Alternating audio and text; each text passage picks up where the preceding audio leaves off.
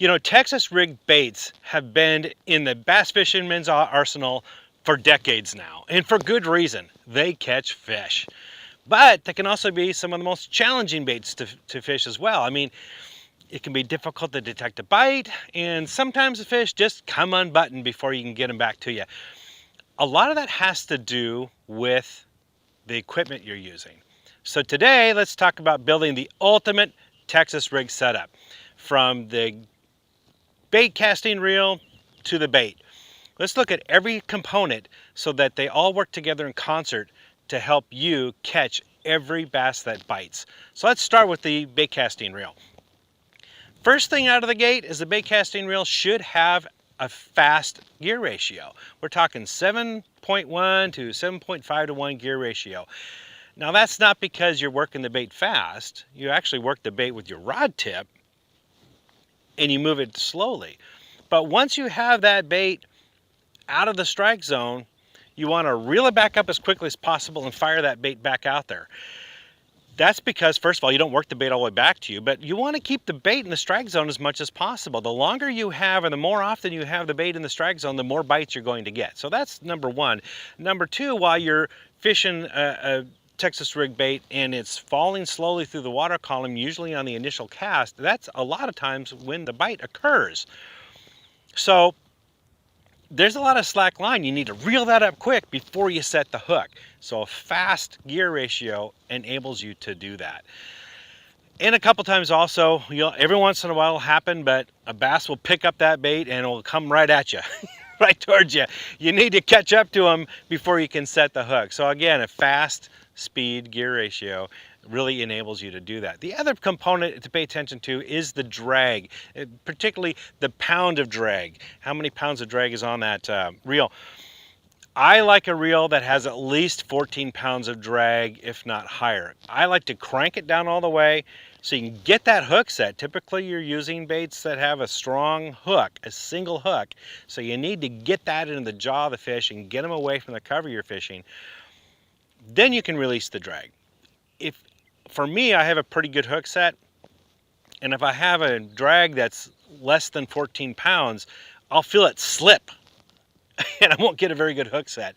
And a lot of times that's how guys lose fish, is that you'll feel that drag slip when you set the hook. You got to tighten it down more, and then you can back off on it when you're fighting the fish. So a strong drag, fast gear ratio. Let's move on to the rod. The rod, now let's be really clear here. I'm not talking about just flipping and pitching when you're using Texas rig baits. That's a specific technique, specific gear for that, designed just for that. So we're talking more about general purpose Texas rig fishing. And a longer rod is necessary for that. A 7'4" to 7'8" is kind of the ideal area, maybe a 7'3" even if you're a shorter guy, because of several reasons. One of it, you get longer casts out of that with a longer rod. And sometimes you're just fan casting a flat or a grass bed or something like that, and you just need distance. And a longer rod will enable you to have that.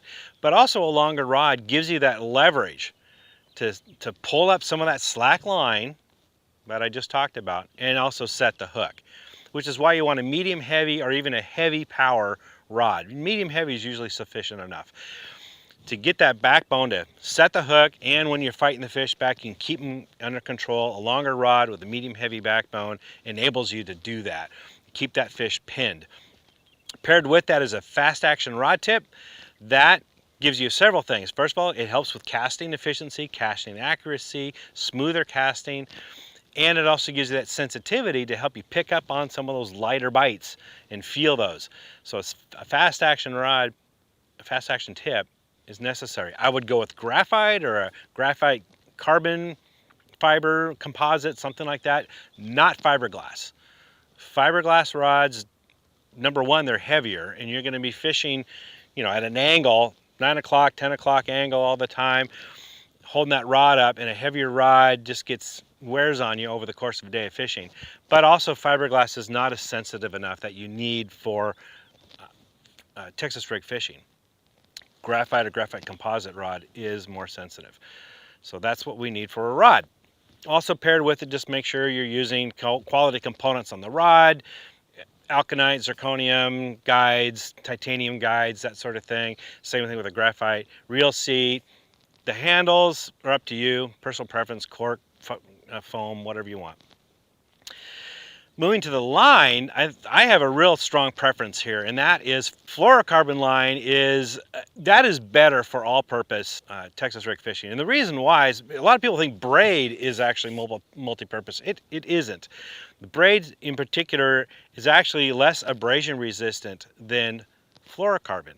And that really comes into play when you're throwing around rocks, boulders, riprap, or a lot of stumps, things like that, where the line can get frayed or nicked. Braid actually will get frayed or nicked more often than fluorocarbon. In addition, fluorocarbon is less visibility in the water than braid. Now, some may argue, oh, we got thin diameter braid. You have thin diameter fluorocarbon too, often very close to the same pound test, and side by side, that fluorocarbon is going to have less visibility in the water. When you're moving a real slow moving bait, that can be the difference between getting bites and not. Plus, fluorocarbon has a little bit of give in it, a little bit of stretch, and you need that when you are fighting the fish back. You got a single hook in there and that fish surges, especially the bigger fish. You need a little bit of give to keep that fish pinned. So fluorocarbon works in your favor for that. Now, I know it's expensive, and a lot of guys like to use braid to fluorocarbon leader to save on expenses. Here's the thing, guys. It's fine to use braid for backing, just as long as that knot is still in the reel on your longest cast. Then you're fine. The problem is when you have that knot out there between you and the bait, or you and the fish, and you set that hook. I've seen a lot of guys lose a fish, lose their lure, lose a long, yards of fluorocarbon line because that knot fails. It happens. And that's because of that hook set. All the stress gets put on that single point of failure. So make sure that knot is buried in your reel, and you can use braid backing to save a few bucks instead of spooling the entire reel full of fluorocarbon line. Fluorocarbon, I'll use 15 to 17 pound fluorocarbon line. I like Invisics, I like Sniper line. Both of those work really well. I'm pretty happy with both of them, particularly Seaguard Invisics. Moving on, now let's move on down the line. We're gonna get to the weight. That is a critical component. Some people overlook that. The weights, there's a couple things to take into consideration. First of all, the type of lure you're throwing. If you're throwing a plastic worm, a ribbon tail worm, it's been around since the 70s. I've been throwing them since they first came out. The thing about them is they're very slender, very thin profile in the water, so they don't have a lot of water resistance in them. So a 3/8 ounce weight is too much. Maybe a 3/16 would be a better choice, or a 1/4 ounce. You put a 3/8 ounce weight on that, and it's gonna boom, just shoot through the water really quick. And you want a slow fall with Texas rig baits. The slower the fall gives more chance for that bait to get bit. So typically you don't want a fast drop. So a 3/16 ounce is really something that works better with those slender profile baits. Conversely, when you're throwing a larger bait with a lot of appendages on it that displaces a lot of water, a 3/8 ounce weight works better for that, or maybe even a 1/2 ounce. It'll still have that same slow fall, but you need a little bit heavier weight, not only to make it fall, but you got to get those appendages to work. If you're using a 3/16 ounce weight, it may fall so slow that it looks like a dead piece of plastic and those appendages aren't flapping. So you have to up the weight a little bit when you're upping the size and adding more appendages to your plastic bait. Something else to take into consideration is where you're fishing in. If you're throwing in weeds and heavy cover, a little bit heavier weight is necessary to pull that bait down through the cover. As opposed to if you're fishing in open water, let's say you're fishing deeper water, deeper structure, humps, ridges, ledges, creek channels, where there's not a whole lot of cover down there, you don't need such a heavy weight to punch through all that vegetation. So just those are the things you need to take consideration as to what size weight to use. I think a 3/8 ounce is a good starting point, and then you upsize or downsize from there depending on those variables.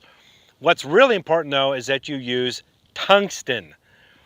Tungsten weight makes a big difference here with Texas rig fishing, because it is more sensitive. That's the primary reason. Tungsten is a denser weight, and so it transmits those light bites a lot better up through the line than lead. Lead just kind of deadens the feel, really. Lead also really frustrates me is when you're fishing for a course of a day or several days and you use that same lead bullet sinker, it gets banged up, and up towards the top where the line enters in through the nose can bend. You can pinch, and it can actually damage the line right there. So tungsten is the way to go on that. Plus, think about it, guys, more and more states are banning lead every year for fishing and for shooting and other things. It just makes sense to move to tungsten. I slowly moved to tungsten. I started off with some of the more common weights that I use and then branched out from there over the course of several years, because tungsten is expensive. My wallet can't afford to switch over all tungsten all at once. So I encourage you to slowly start moving that direction, so when your state bans lead, you're that much further in the game. You don't have to fork out a chunk of money to switch all over to tungsten all at one time. Just something to think about. Let's move on down towards the hook. Typically, if you're fishing a bait that's less than 6 inches long, you're using a 3/0 hook, and if it's larger than 6 inches, you're using a 4/0. That varies. If you're using a really thick-bodied lure, then you may need to use a 4/0 right out of the gate, regardless of how long it is. So the body of it, you want to make sure there's enough bite in there, so when you set the hook, enough hook comes out. If you've got a small bite hook and it can't get that hook all the way out because the body's thick, then you don't get a good hook set on the fish. This is why I like to use EWG, extra wide gap hooks. They tend to have a better bite. I've been using those. The original problem way back in the, before the mid 80s when EWGs came out, came out, you had a J-shaped hook, and you'd use that for Texas rigging. Well, the point, here's the bait. Well, the point would come up like this. And after you've set the hook a few times, or if you've gone through enough brush, the hook starts coming out real easy out of that bait, and then it wants to pick up everything, every little blade of grass, every weed, or even get hung up on a stick or branch as you're working it through wood. It just got hung up an awful lot. So you try to Texpose it, where you take the point and you kind of bury it back into the bait. Well, with a J hook, you kind of get this hump now to try to get that hook point in there. It looks weird. It starts to fall spiral odd, and it still keeps popping out. So when the EWGs came along, well, the hook is flat with the bait. Works great. Now you can skim hook the hook, and voila, it is weedless, works beautifully. And I caught a lot more fish that way instead of a lot of gunk. Some guys don't like them because the hook point is in alignment with the eye, and they feel that the eye interferes with that hook point and causes them to lose fish. Personally, I've never had that issue. However, if it gives you more confidence, you can use an offset EWG hook, and that way the hook point is above the eye. I don't like them because now you're introducing the problems that the EWG solved. Again, that hook point is sticking up above. Your bait's crooked, trying to get it skin hooked. It works for a while, and pretty soon it won't skin hook anymore. Now you get an exposed hook, and it just likes to pick up all the gunk and the weeds and get hung up in wood and whatnot. And I have more problems with an offset EWG, but if you're fishing open cover, you're fishing deep structure where it's just rocks, things like that, that's not a problem. So an offset EWG works just fine. There's no right or wrong here. Whatever works best for you, knock yourself out. Let's talk about the bait. Finally, we're getting to the bait. Bait selection is, boy, you've got a wide variety of plastics you can use. Now, there's the ribbon tail worm I mentioned earlier. They've been around for decades, and for good reason. Fish just don't get used to them. These baits keep working over and over. I've been throwing Texas rig, ribbon tail worms since they first came out, and I still do today, and they catch just as many fish today as they did back then. Aside from that, there's a plethora of options available to you. So how do you decide which one to use for when? I kind of go by this. I like to look at the activity level and the aggressive nature of the bass at that day.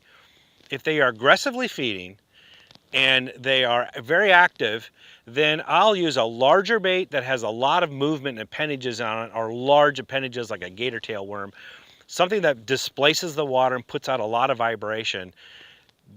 I'll use those on those days. On the other end of the spectrum, when the bass are inactive, they're not feeding very much, typically after a big front moves through, or maybe it's cold, muddy water, a situation like that, then I'll go the opposite direction. I'll downsize smaller lures with very little action. We're talking tubes, finesse worms, leeches, reapers, those type of things. That's what I'll use. And then you got the whole spectrum in between. So what we're trying to do here is match the activity level and aggressive nature and feeding level of the bass. So you may have to experiment a little bit to match that up when you first get out there fishing, but the fish will tell you. If you're not getting bites at all, then you're way off base. But if you're getting follows or you're getting a few bites here and there, you're close. And just adjust as necessary, and I'll trust me, you can hone in on exactly what the fish want very quickly, especially with the first bite that you get. The fish is going to tell on all of them and say, hey, this is, now you nailed it, this is what we want today on the menu. So with that in mind, that's going to enable you to create the ultimate Texas rig setup. Hope that helps. For more tips and tricks like this, visit BassResource.com.